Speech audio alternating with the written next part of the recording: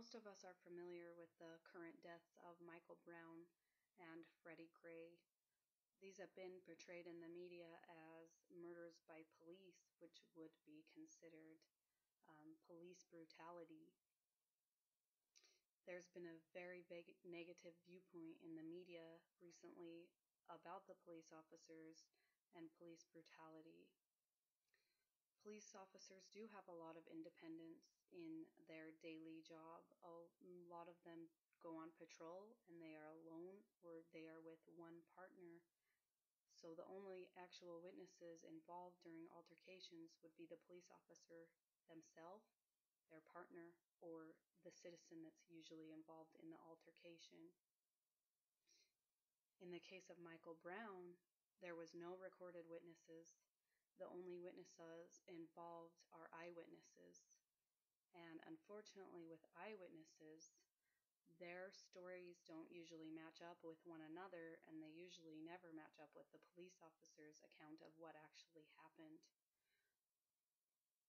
With the case of Michael Brown, the officer was spared of any wrongdoings because of this, because the eyewitnesses' storylines did not match up, and they have to go off of strictly evidence that they do have. Found on Atlantic.com is several of these witnesses' accounts of what actually did occur with Michael Brown, and only a few of these actually match one another. In the case of Freddie Gray, there was a witness who had recorded with their cell phone, and because of that, the police officers involved are actually in the process of being charged for police brutality of murdering Freddie Gray. The problem with both of these is that we don't get an actual recording of the police officer's standpoint of what they think or what they know happened. We are all part of a community that is patrolled by police, so we should all be concerned with police brutality and also the safety of our officers that are involved in protecting us. What is missing in the witnesses' accounts and records is accounts from the officers by body cameras. We can allow citizens and hold police accountable while protecting both groups by having on-duty officers use body cameras as part of their equipment. This device will record a police officer's hours on duty.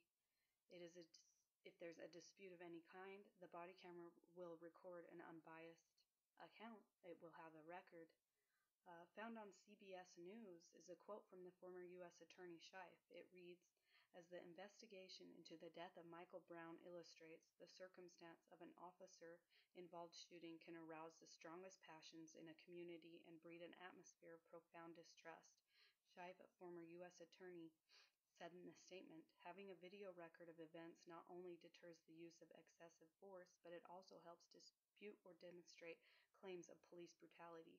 In either case, it proves community confidence in a just result." Also found on policestaff.com are actual events from police officers who say that body cameras are a great piece of equipment for them to have.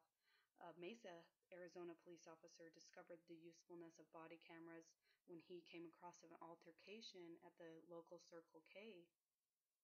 A witness had recorded the confrontation that the police officer was involved in, and the media actually got a hold of that cell phone recording and portrayed the officer that he was in the wrong. Well, the officer had recorded the confrontation with his body camera and gave it over to the media, and so people were aware of a more objective picture of what actually happened. Another case found on that website is in Rialto, a small city outside of Los Angeles.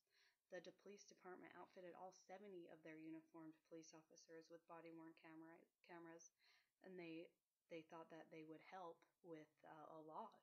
And a lot of it is true. The complaints went down, the payouts went down. The introduction of these body-worn cameras as equipment in 2012 led to an 88% reduction in public complaints against officers and a 60% decline in officers' use of force. That's hard to deny, that body cameras are not good for the public or for police officers. They seem to be a very positive outforce for police officers. And those are just two examples of what was found on that website. Body cameras make such a difference that, found on the Washington Post, the Justice Department is going to spend $20 million on uniforming police with body-worn cameras, and that's going to be nationwide. Attorney General Loretta Lynch says body-worn cameras hold tremendous promise for enhancing transparency, promoting accountability, and advancing public safety for law enforcement officers in the communities they serve. For the two examples, Freddie Gray and Michael Brown, if the officers had been wearing body-worn cameras, then we would have a clear understanding of what their actual perspective on the accounts were. Unfortunately, that will never happen, but we can use those examples and we can improve for our future, for our police officers, and for our citizens. In conclusion, I do believe that body use of cameras are a great tool for police officers. They are great for the officers and also for the citizens that the officers are protecting. This will reduce the amount of police brutality and increase the safety of officers.